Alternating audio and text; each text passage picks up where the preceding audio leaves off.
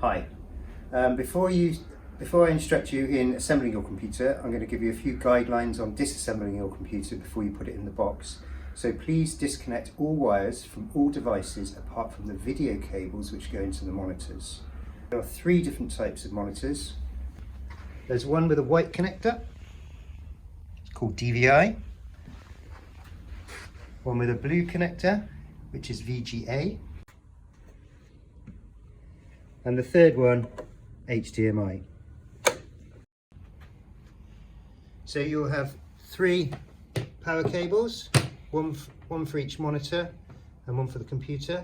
You will either have a Wi-Fi dongle or an Ethernet cable, keyboard, mouse, power strip, and two of these three monitors, or maybe one if you're just taking the one monitor home. So with the larger Dell computers, some of you will have had an additional graphics card installed to enable the use of two monitors. So here, there is no graphics card installed, which means you can use these two connectors. They will vary slightly, but generally you will know because of the monitors that you disconnected and you left the cable intact, so they'll just go straight in. Now with the other computer, this has a graphics card. So you must not use these connectors because it won't work. So look in this area and there will be a connector here and here. There might be one there.